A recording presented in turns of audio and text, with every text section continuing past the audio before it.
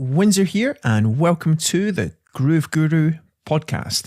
Before we get into this one, I'd like to invite you to subscribe to the Groove Guru podcast on your favourite podcast listening, checking out platform, and also my YouTube channel, which is at Windsor Drums, if you like the kind of things that we share here. And today's theme emerged from a question that I was asked. And recently someone was asking me for tips on how to quiet the mind and recenter. And it's a great question because when we understand how our experience is created, we can naturally find clarity and stillness and be much more centered and access the wisdom that we have to live a beautiful, balanced, productive and abundant life. And that's what today's episode is all about. And have you ever noticed that sometimes your mind's noisy and unsettled, and at other times it's naturally quiet and clear?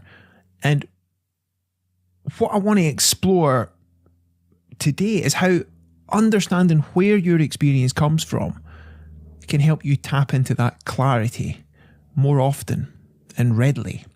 And the first thing I want to look in the direction of is the source of our experience.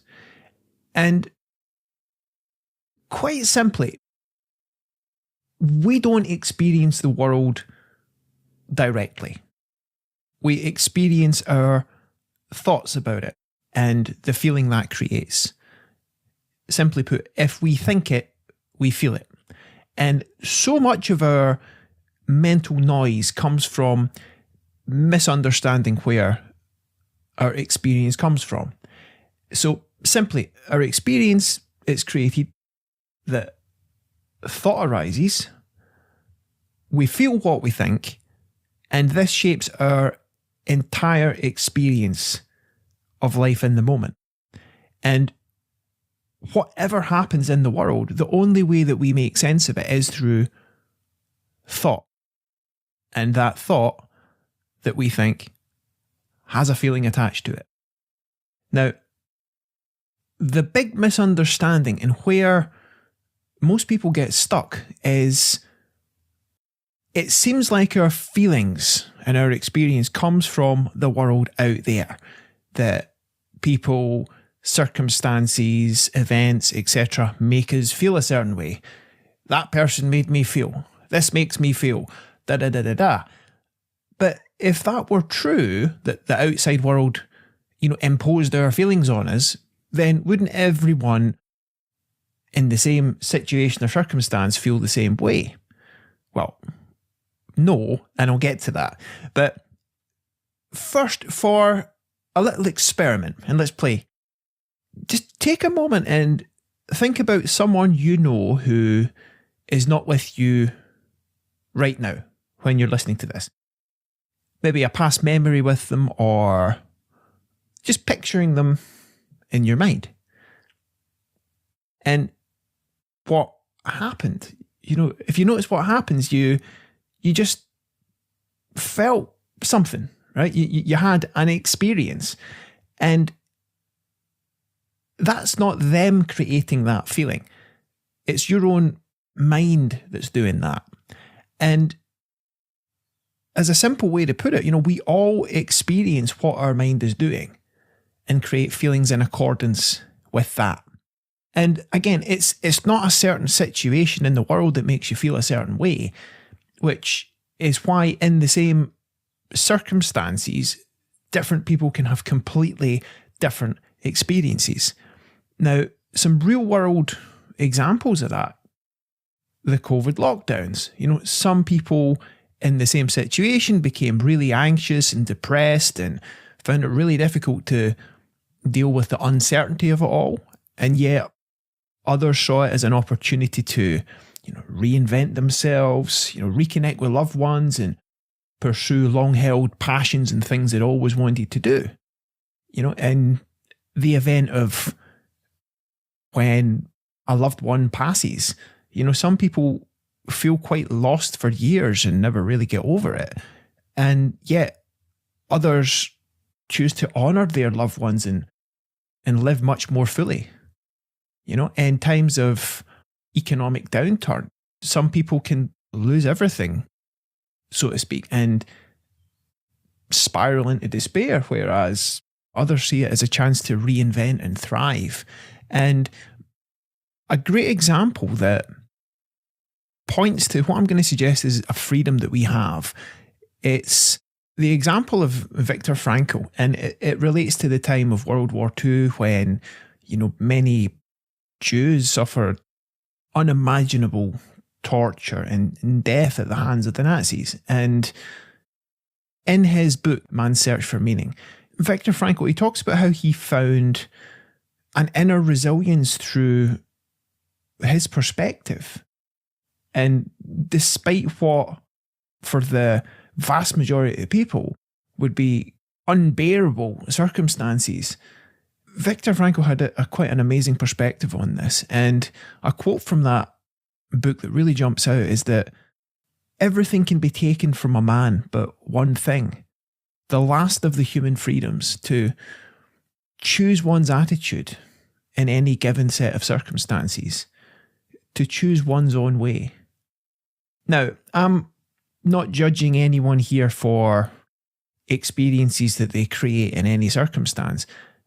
Merely, I want to reflect that our experience isn't dictated by external events, our psychological experience. It's shaped by how we think about them, how we think about life and what happens. And as I've pointed out, and I'm sure you've got examples for yourself, the same event can happen, yet different people can have completely different experiences. And as a lighter example, all right, the movies. If circumstances in the world imposed our experience on us, then everyone going to the movies to see the same new movie at the cinema, let's just say, if that movie dictated our experience, then everyone there would have the same experience. But is that true? Well, no.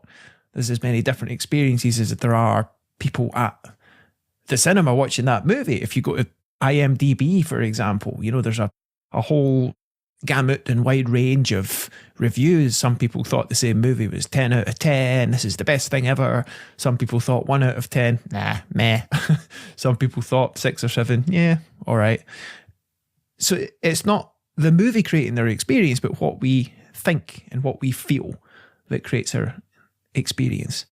And again, it's like we are the thinker and we experience what our mind is doing. So when we start to see this more and more as a personal story and reflection how this can play out, I used to get caught up in such a loop of worrying about things that hadn't happened yet based on, some past experience, and I was projecting that onto some imaginary future. Now, I'm not perfect, and sometimes that comes to visit now and again. But when I see that I am the thinker and that thinking into my thinking is optional, and I saw that I can let go of unhelpful, worrisome thoughts, then that really changed me. And that shift has helped me experience, it's like 70% less worry on an ongoing basis. And I have a much clearer head as a result of that. And, when we wake up to the feelings that we create and let go of our stressed and worried thinking, we lighten up psychologically and create space where it's like we've got more mental bandwidth, where fresh new possibilities arise, and the same situation can look very different. And it's not the situation that's changed, it's that we've changed. Okay? Now, related to this, whatever we think, we feel. It brings up emotions and how that relates to our clarity. Well, when you get really emotional about something, and your strong emotions can feel really justified and you really need to act on them. Now, what I'm going to suggest is that when you're really emotional, your head's not clear. and doesn't always work as well.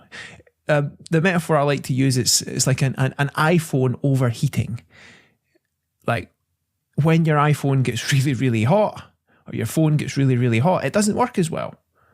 You know, sometimes I've taken my phone into the sauna and looked at a few things and maybe written some notes. And when it's really hot, it's slower.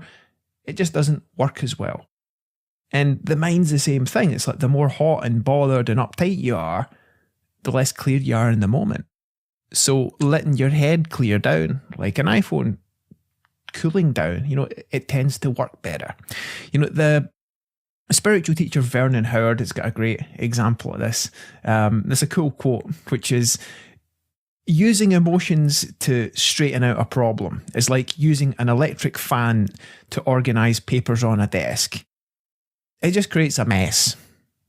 And when we realise that we're creating our experience through thought, and we wake up to the emotions that get in the way of our clarity, and we start to let go of the thoughts that are conducive to those feelings, we naturally start to think clearer. Our head clears.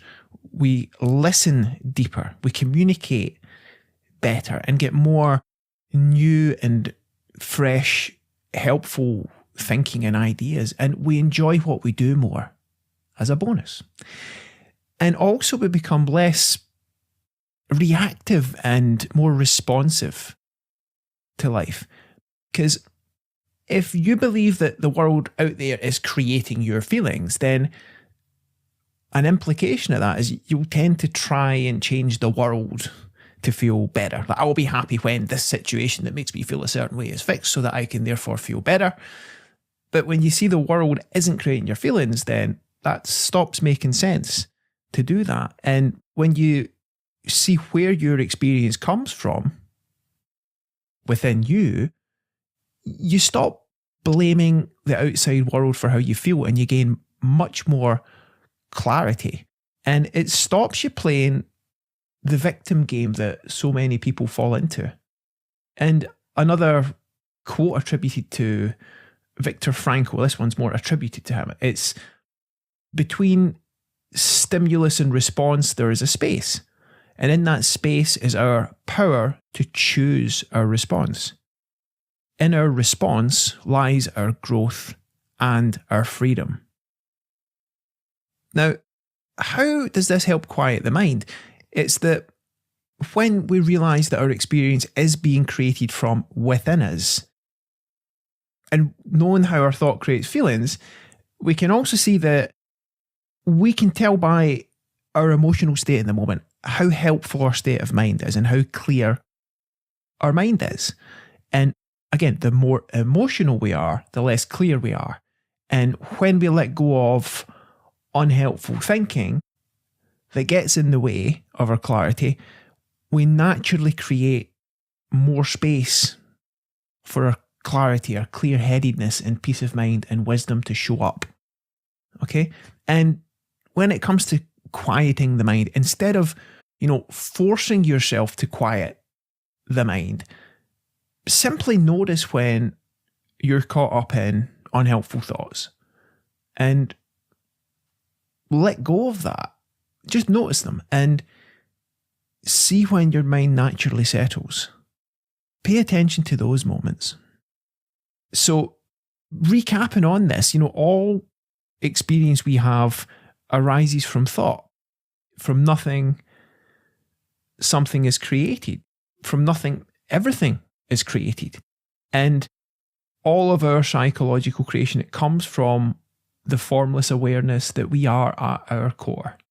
And when we start to see to the heart of this and realize it experientially, we naturally bring more presence into our lives, and we access the space where clarity, creativity, and a much deeper and intrinsic connection to life shows up so readily. It's beyond what we ever thought possible. And from that space, it helps us navigate life's situations and challenges with much more balance and ease. and wisdom. So, as we wrap this one up, here's an invitation for you, something to play with. And the first one is, when do you feel clear and at peace and centered? And what happens right before that? Now, as a hint, I'm going to suggest that it's when you've let go of all the thinking that you're doing that covers up your clarity and your centeredness. Okay? Now, the next thing is reflect that whenever you feel emotionally, stuck or intense or unclear, pause and reflect on, where is this experience coming from? If it's the world out there, then, how come the situation is the same, but your experience of it has changed over time? Even just a little bit. I invite you to notice that. Well, my experience, it might have something to do with what I'm thinking and focusing on. Consider that. And as a last thing, whenever you notice that your thinking and your experience feels unhelpful in the moment, whatever that is, what if you simply notice that, don't think into it, and just let it pass? Notice what happens. Now, what if the clarity that you've been looking for has been available to you all along, beneath all the noise? And if you're anything like me, you'll see that when you've let go of all the thought that covers up your clarity and that takes you out of your calmness, that's when the real clarity and depth of what you are emerges perfectly in the moment. And the moment that you see this for yourself, it's more powerful than anything I could ever tell you. It's not about these words.